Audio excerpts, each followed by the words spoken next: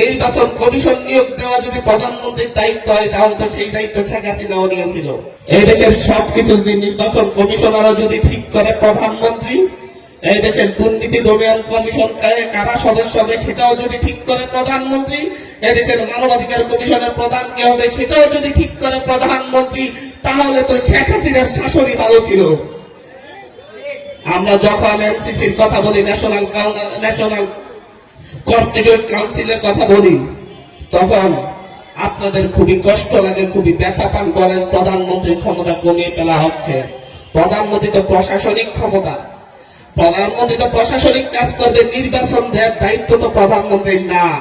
নির্বাচন কমিশন নিয়োগ দেওয়া যদি প্রধানমন্ত্রীর দায়িত্ব হয় তাহলে তো সেই দায়িত্ব শেখ হাসিনাও নিয়েছিল। অনেক কষ্ট লাগে আজকে যখন দেখি, আমরা যখন বলি যে পরপর দুইবারের বেশি কেউ প্রধানমন্ত্রী হতে পারবে না, ওনারা বলেন না, আজীবন প্রধানমন্ত্রী হওয়ার সুযোগ দিতে হবে। অলরেডি একজন বলে ফেলেছে জনগণের ভোটের মাধ্যমে আগামী 30 বছর অমুক দলই ক্ষমতায় থাকবে। ঠিক একই রকম কথা শুনছিলাম আমরা কার চোখে, যেন 2041 সাল পর্যন্ত জনগণের ভোটে আমরাই ক্ষমতায় থাকবো। এইরকম ভাষা আমাদেরকে ভয় লাগায়, আমরা ভয় পাই। আপনারা বুঝছেন না কেন? আপনারা সেই নেতৃত্ব বুঝতে হবে। আমাদের এই নেতৃত্ব, এই প্রজন্ম কি চায়। আমরা শেখ হাসিনা সেই ভাষাগুলোকে ভয় পাই। যখন আপনারা বলেন 30 বছর আমরা ক্ষমতায় থাকবো, তখন আমাদের মনে হয় আরেকটা স্বৈরাচার, আরেকটা ফ্যাসিস্ট আমাদের গলা চেপে ধরবে। আমরা যখন দেখি যে আপনারা নিজেরা কোপাকুপি করে 105 জন 110 জন নিজেদের নেতা কর্মীকে হত্যা করে ফেলছেন, তখন আমরা কিভাবে বিশ্বাস করবো আপনাদের হাতে আমরা নিরাপদ থাকবো? আপনারা বুঝতে হবে এখন এই 2024 এসে আপনারা আমাদেরকে নিয়ে রাজনীতি করবেন।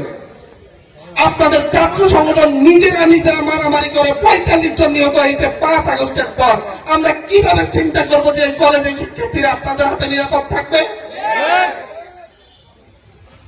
আগে নিজেদের কর্মী বাহিনীকে নিরাপদ করেন নিজের নেতাদের হাত থেকে, তাহলেই না হয় আমরা ভেবে দেখবো জাতি আপনাদের কাছে নিরাপদ থাকবে কিনা। অনেক কথা বলতে হয়। আজকে আপনারা এখানে যারা সামনে আছেন তারাও শুনছেন, যারা বাজারে ঘাটে আছেন তারাও শুনছেন। বিবেককে জাগ্রত করে আপনারা শুধু সিদ্ধান্ত নেবেন। আমরা আবেগ দিয়ে রাজনীতি করতে এসেছি, আমরা আবেগের রাজনীতি করছি। আপনারা আমাদেরকে বিবেক খাটাতে বলেন না, কারণ আমরা এই আবেগ দিয়ে শেখ হাসিনার পতন করেছি। আমাদের আবেগ বলছে এই দেশকে পরিবর্তন করতে হলে দুর্নীতিবাদ, চাঁদাবাজ, এক পরিবারের রাজনীতি থেকে এই দেশকে মুক্তি দিতে হবে। এটা আমাদের আবেগ বলছে। আপনারা চিন্তা করেন দিতে হবে কিনা, হবে না।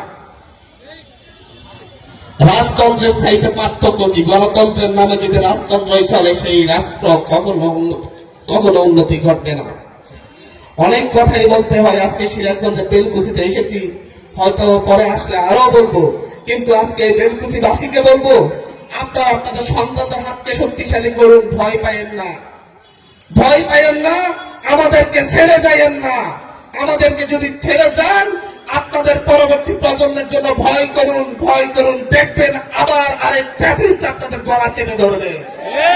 এখন যেমন আপনাদের দোকানে চাঁদাবাজি হচ্ছে, তখন আপনাদের ঘরে চাঁদাবাজি হবে।